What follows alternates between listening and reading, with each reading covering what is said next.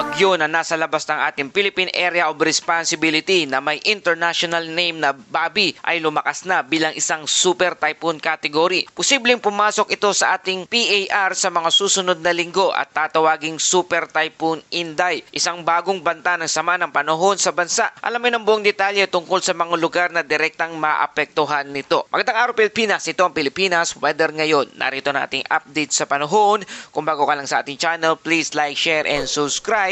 Salamat sa iyong suporta. Mga kababayan, ngayong araw ng Sabado, July 4, 2026 na po tayo. Isa na namang sama ng panahon na binabantayan natin na nasa labas ng ating Philippine Area of Responsibility na may pangalang Super Typhoon Bobby ay nasa layong 2,985 km silangan ng Eastern Visayas. Taglay nito ang maximum sustained wind na 195 km kada oras at malapit sa gitna at may pagbugso na umaabot sa 240 km kada oras.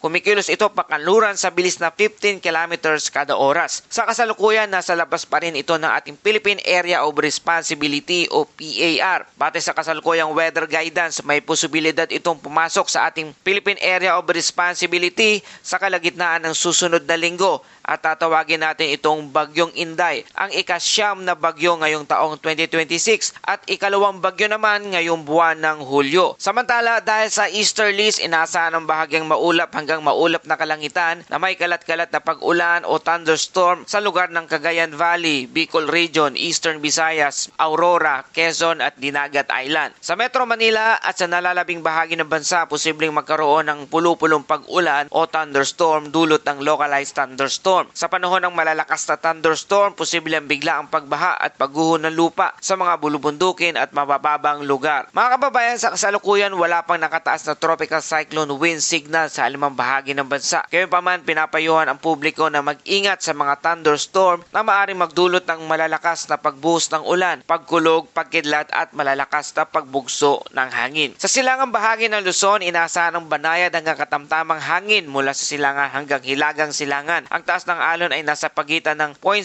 hanggang 1.8 metro ang taas. At sa nalalabing bahagi ng Luzon, sa Visayas at Mindanao, nananatiling banayad hanggang katamtaman ng kondisyon ng karagatan na may taas na alon na 0.6 hanggang 1.5 metro ang taas. Sa kasalukuyan, ligtas pa rin na pumalaot ang maliliit na sasakyang pandagat. Ngunit pinapayuhan pa rin ang mga mangingisda na maging maingat lalo na kapag may thunderstorm. Mga kababayan, patuloy na nakakaapekto ang easterlies o mainit na hanging nagmumula sa karagatang Pasipiko sa silangang bahagi ng Luzon at Visayas. Ito ang pangunahing dahilan ng mga isolated rain shower at thunderstorm sa mga lugar na nakaharap sa silangang bahagi ng bansa. Mga kababayan, bagamat napakalakas ng Super Typhoon Bobby, nananatili pa itong napakalayo sa kalupaan ng ating bansa. Sa ngayon, wala pa itong direktang epekto sa anumang bahagi ng bansa. Gayunpaman, dahil sa laki at lakas ng sistema, patuloy itong binabantayan ng mga meteorologists. Kapag mas lumapit ito sa Taiwan at hilagang bahagi ng Pilipinas sa susunod na linggo, posible itong palakasin ang southwest monsoon o hanging habagat na maaring magdulot ng mas madalas na pag-ulan sa kanlurang bahagi ng bansa. Sa loob ng susunod na 24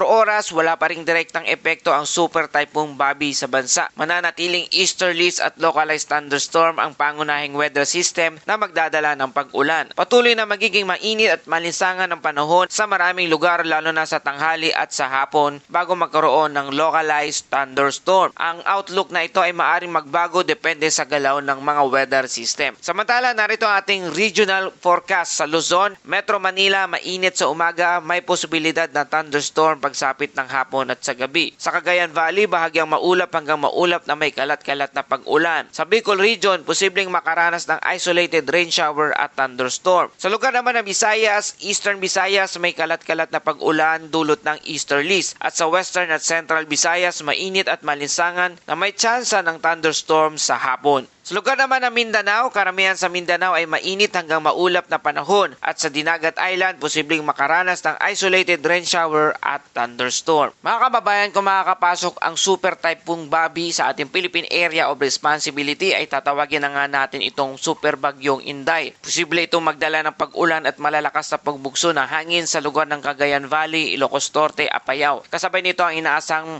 lalakas ang habagat na maaring magdulot ng mahina hanggang katamtaman at paminsan sa minsang malalakas na pag-ulan sa lugar ng Palawan, Occidental Mindoro, Western Visayas, Negros Island Region, Zamboanga Peninsula, BARMM at Soksargen. At sa nalalabing bahagi ng bansa ay maaari pa rin makaranas ng mga localized thunderstorm. Para sa kasalukuyang outlook, kung magpapatuloy ang inaasahang galaw ng bagyong Bobby na maaring maranasan ang maulan at mahinang mahangin na panahon sa Ilocos Region, Cordillera Administrative Region, Cagayan Valley. Samantala, patuloy pa rin palalakasin ng bagyo ang habagat na maaring magdala ng pag-ulan sa kanlurang bahagi ng Central Luzon, kanlurang bahagi ng Southern Luzon, Western Visayas, Negros Island Region, Zamboanga Peninsula, BARMM at Soksargen nitong darating na July 10, araw ng Biyernes. Sa darating na next week po yan mga kababayan. Kaya sa kasalukuyan wala pang nakataas na tropical cyclone wind signal sa bansa. Ngayon pa man dahil maaring magbago ang galaw ng bagyo anumang oras, pinapayuhan ng publiko na patuloy na subaybayan ang mga official na weather updates. Habang papalapit ang bagyo sa rehiyon, posible ring lumakas ang alon sa silangang karagatan ng bansa sa mga susunod na araw. Pinapayuhan ng mga mangingisda at maliliit na sasakyang pandagat na bantayang mabuti ang mga opisyal ng marine advisory bago tayo pumalaot. Sa ngayon, easterlies pa rin ang pangunahing weather system na nakakaapekto sa ating malaking bahagi ng bansa. Sa kalagitnaan ng susunod na linggo,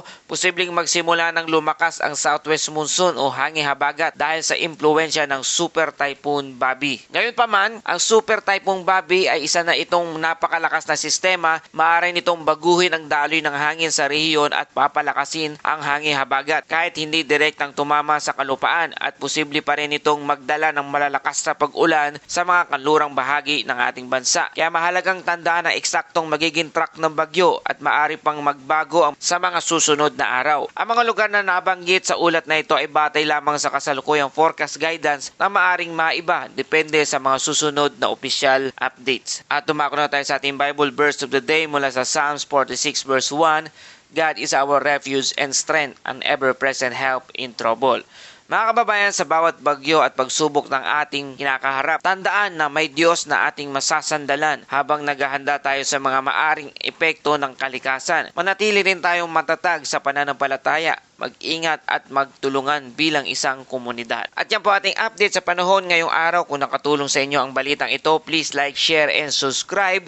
Salamat sa inyong patuloy na pagtangkilik at pagsuporta. Ito ang Pilipinas Weather ngayon na lagi nagpapaalala, maghanda, magiligtas, mag-alerto, ingat tayong lahat.